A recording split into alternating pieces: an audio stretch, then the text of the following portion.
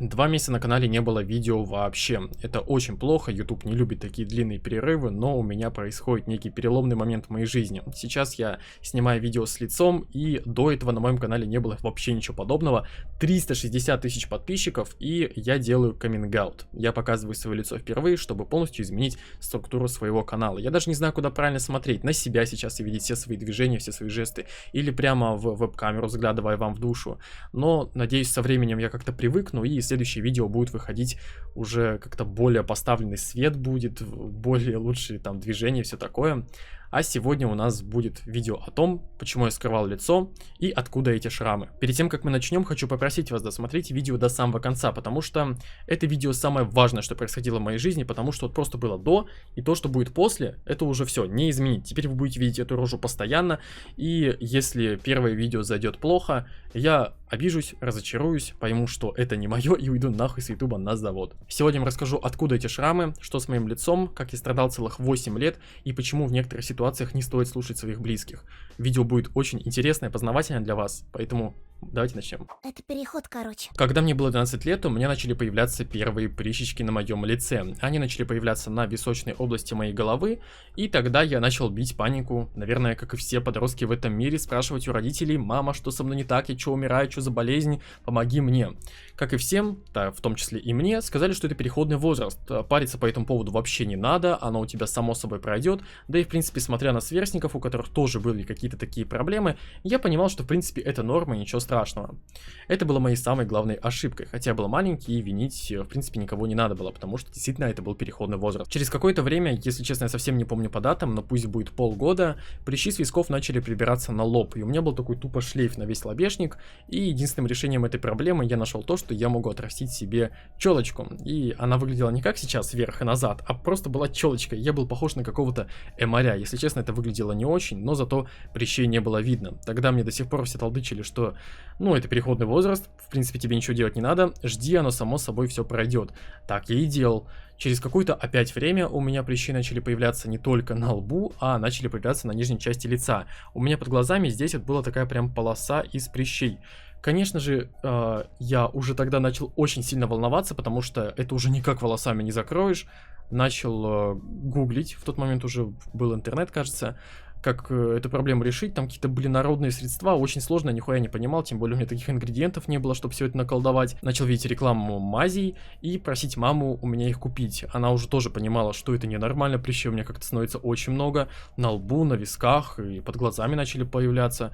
Она покупала мне все эти средства, покупала их очень много, некоторые стоили там даже по 2000 рублей, чтобы просто выглядеть получше, тем более мама тоже думала, что это переходный возраст, и когда-нибудь она само собой пройдет. Ей было жалко тратить эти деньги, но она все равно тратила их. Как вы уже поняли, средства эти не помогали, сейчас, мне кажется, наоборот, они делали только хуже, потому что у меня были прям пораженные участки, особенно на лбу, на щеках, на подбородке, и я мазал это средствами, которые, скорее всего, предназначались для единичных участков.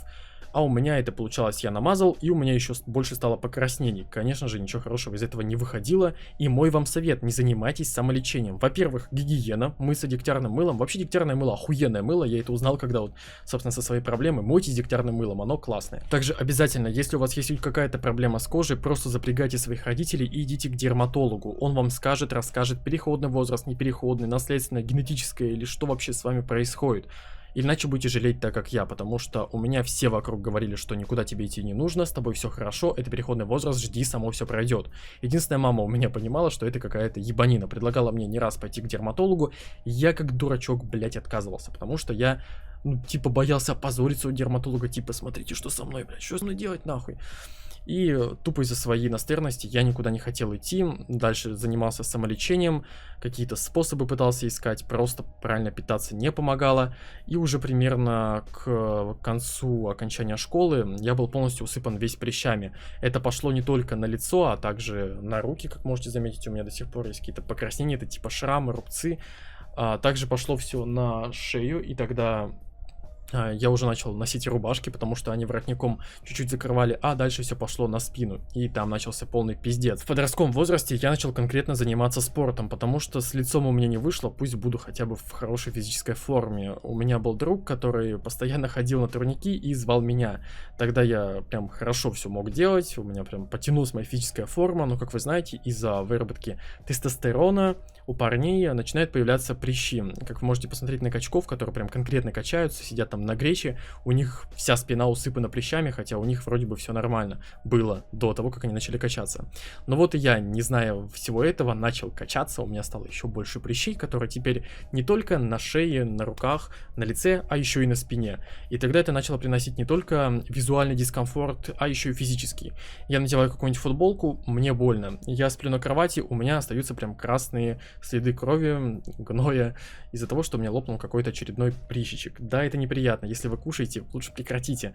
Но когда у меня на спине, я даже не мог потереть мочалкой спину, потому что мне просто было больно из-за того, что их было просто куча. Тогда я уже полностью закрылся в себе, я не хотел выходить из дома вообще, я ненавидел людей, я понимал, что я урод, конкретно у меня было все усыпано прыщами, и никакой социальной жизни мне не светит. Тогда был самый сложный период моей жизни, окончание 8-го, начало 9 класса. Тогда я сидел 3 месяца дома летом, это было великолепно, но в 9 классе нужно было идти на 1 сентября, я не пошел. И ближайшие 2 недели я просто сидел дома. Дошло все до того, что ко мне домой пришли какие-то люди и сказали: либо ты, сука, сейчас идешь в школу, либо мы, сука, тебя исключаем, ставим тебя на какой-то там учет.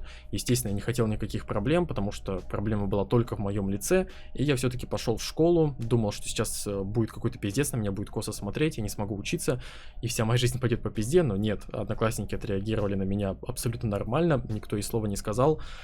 Да и в принципе все было окей. Год я доучился, экзамены я сдал, все было классно, великолепно, можно сидеть дома, но нет, нужно как-то двигаться дальше и куда-то идти учиться. Я уже миллион раз в видосах рассказывал, но родился я в ПГТ с населением 10 тысяч человек. Так как я спалил лицо, я могу спалить в принципе где я и живу, потому что так или иначе вы найдете. ПГТ называется Тяжинский, это в Кемеровской области, в Сибири. Здесь слишком мало людей, и у нас есть техникум.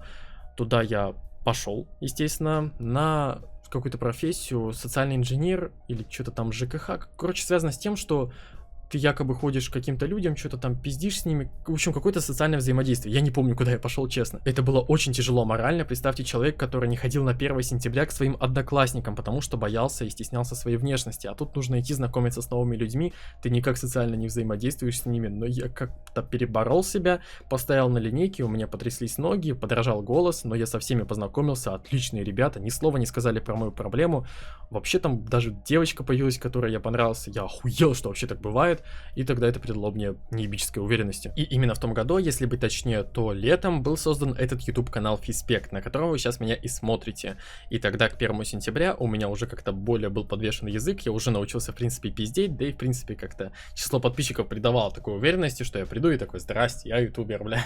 Но конечно, я это скрывал очень долго, вплоть до моего 18-летия. А 18 лет мне исполнилось 18 декабря того года, и я ушел полностью с техникума. И тогда уже все знали, что я ютубер, и как бы до свидания, дурачок, мне сказали, конкретно мои учителя. Они очень обиделись, кстати, потому что, оказывается, я там охуенно учился. Ушел я с техникумом, потому что та работа, на которой я учился, ну, это примерно 10-15 тысяч рублей в месяц. А YouTube со стримами 2 раза в неделю мне уже приносил примерно столько. И я понимал, что YouTube это перспективно, а то, на кого я учился, не перспективно. Поэтому я в свой день рождения ушел. Все были против этого, все мои родственники, мама вообще плакала, но она просто не понимала, к чему это может привести. Тогда я сказал: мама, просто доверься и жди, что она и сделала, о чем сейчас ни капельки не жалеет. Но тогда моя проблема уже перестала быть как таковой проблемой, потому что в интернете меня все любят, смотрят, уважают, заработок какой-то есть, да и в принципе социально мне уже не нужно адаптироваться, потому что язык у меня был подвешен именно в интернете, вот именно говоря в этот микрофон. Но все-таки нужно было что-то решать с моей кожей, потому что это мое здоровье. И тогда с самого первого дня залития видео на YouTube канал я просто мечтал снимать с лицом. Если раньше у меня был энтузиазм, потому что я только начал заниматься ютубом, я снимал без лица, мне это нравилось, то со временем это начало превращаться в рутину. Когда ты каждый раз говоришь в этот микрофон, бесконечно монтируешь геймплей на фоне, ты просто впоследствии быстрее заебываешься. И если вы посмотрите ролики, они то выходили редко, потому что мне это просто надоедало, то еще что-то. И вот последнее время прям конкретный депрессняк у меня из-за этого становился, потому что я очень сильно хотел снимать с лицом. В сентябре 2017 года, когда мне было 17 лет, я наконец-таки пошел к дерматологу. Почему именно тогда? Потому что через пару месяцев мне исполнялось 18, и тогда уже армия, а туда мне точно нельзя, потому что, во-первых, у меня YouTube, терять год — это пиздец, ну а также у меня проблема, с которой я тупо не могу пойти в армию из-за антисанитарии, я бы там просто сгнил заживо. Пришел к дерматологу, он охуел от того, насколько у меня все запущено, и прописал мне очень действенные таблетки, которые называются Сатрет. Это такая термоядерная смесь, которая тебе столько побочек делает, что пиздец, что даже мои друзья в Дискорде, когда я с ними говорю, если я начинаю триггериться, они говорят: о, у него опять побочка. Постоянные головные боли, срываешься в понос, там просто, блять, можете почитать список побочек, вы охуеете, что там Сатрет дает, зато у тебя будет чистая кожа. Ну, собственно, вылечила. Сейчас я не пью те таблетки, по сути я уже вылечился, но у меня осталась внешняя терапия, то есть я мажусь какими-то мазями. И если вам интересно, то можете написать в комментариях, и в следующем видео я вам покажу, чем я сейчас мажусь, чтобы убрать шрамы, какие-то покраснения и так далее. Во время записи забыл сказать самое главное. Болезнь у меня называлась конглобатные угри, она досталась мне по наследству от моего деда, а также от самолечения оно мне развилось до неебических масштабов. Как вы поняли, в армию я со своей проблемой также не пошел, но там произошел такой пиздец, что эта тема достойна отдельного видео. И как только под этим видео соберется 100 тысяч лайков, даже если это соберется завтра, я прям завтра начну снимать видос и залью его, скорее всего, через день. Поэтому можете поторопиться. А если вкратце, чтобы вам было интереснее, как только я постучался в военкомат, первые слова, которые мне сказали: «Привет, мудила». Поэтому собирайте, и тогда видос выйдет максимально быстро. А пока я хочу немножко поизливать свою душу. На протяжении, сука, 8 лет я терпел всю свою проблему. Я жил с ней в школе, я жил с ней в техникуме. Я скрывал 3 года на ютубе то, что у меня такая проблема. Я очень сильно хотел снимать с лицом. Это была моя мечта с самого начала. Постоянно я боролся с этой хуйней. Мне окружающие говорили, что это нормально, ты забей хуй, само собой все пройдет. Потом это загнало меня просто в дичайшую депрессию. Потом это меня, наоборот, вытащило из депрессии, что привело это к такому большому событию, как YouTube с 360 тысячами подписчиками, на которых я сейчас могу вещать и показывать свое лицо и говорить о своей проблеме.